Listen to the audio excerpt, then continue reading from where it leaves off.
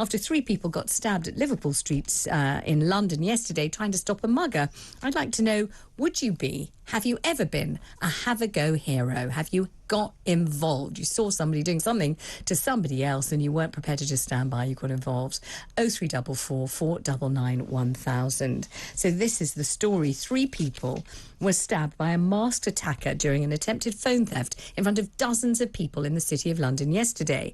2 of the people injured were hailed as heroes by a witness after they intervened when 2 suspects on electric bikes allegedly tried to snatch a mobile phone from a middle-aged man. Back in 2005, you may remember this actually, 28-year-old Richard Whelan was stabbed to death on the number 43 bus in Camden in London after intervening when a man started throwing chips at his girlfriend. So here's the question: would you step in if you saw a crime taking place? Have you been already a have-a-go hero? Maybe you've done it on many occasions, or maybe you think it is simply not worth it. Before we talk about that, though, to you on 0344 499 1000, let me talk to somebody who was there. She's actually one of my colleagues. She's a TalkTV producer, Caitlin Black, joins me in the studio. You were just walking to work in a normal way. You've done it dozens, if not hundreds of times. Yeah, exactly. Yeah, I walk from Liverpool Street to London Bridge every day, there and back from this building. And it's a really safe walk because it's Bishopsgate, it's the city, it's the City of London police station's right there. You just feel really safe, and it's a commuter walk. And it was at like 9:30 in the morning.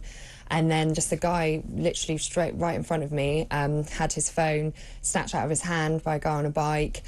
He sort of shouted "Oi" really loudly. And then just members of the public started piling in. So another guy walking sort of to the left of the guy that got mugged pushed the guy who took the phone before he got on the bike, pushed him so he fell off his bike. And then the biker, the mugger, basically got up, obviously quite aggressively, then punched him. So he went on the ground quite severely. So I then ran to him. Yeah. There was blood sort of everywhere coming out of his nose and everything. And then other members of the public came in. So if someone got out of a taxi, a scooter stopped, and then another guy on a bike who was masked got out, and they basically just sort of took on the whole public. And it was just, you know, really hard-working members of the public going to work. They were in white. One of them was in a white shirt. You know, they were smart, sort of working people that were just trying to help a guy in need.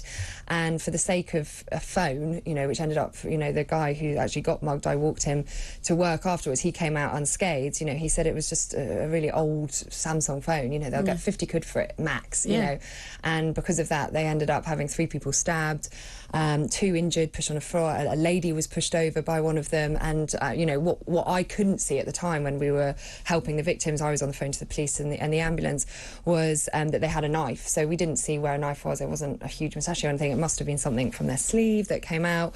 I don't know. I couldn't sort of see, and it all sort of escalated and unravelled so quickly. But I think you know, and then eventually someone got slashed in the face, someone got slashed in the arm, and then they took off. The guys took off. So they didn't get caught. All those people piled in and they weren't caught. No, they got off on and you know, so many people tried to help, and I think the thing that I came out of it for me was just how many like brave people, you know, was piled in to help on their way to work. Just seeing someone in need, some shouting, was incredible. Like really, really heroic. And the guy whose phone, which was the initial sort of crime, you know, said, you know, I really hope I can reach out to them and say thank you for everything they did, because they were essentially just trying to save me, you know, and help me.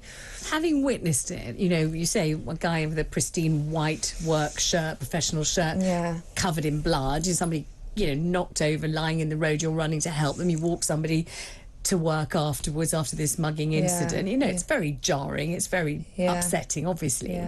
But do you think in the future, if, and let's hope it never happens, but if you found yourself in a similar situation, you would pile in and pitch in? Or having seen all that mayhem, all the blood, all the injuries and everything else, would you think, no, look, it was a phone, it's not worth much money, I'm just going to keep my head down, keep safe, not get stabbed, walk to work, let someone else deal with it. Let the police, for example, deal with it, not me. Yeah, I mean, there's two sides to it, because part of me would like to think that I'd be brave enough to help somebody in need. And I was mugged literally this time last year in another part of London, and nobody did anything, you know, and I was screaming and shouting and chasing after this guy, you know. So was that also for a phone? It was for a phone, yeah. They took my phone right out of my hand in Hackney.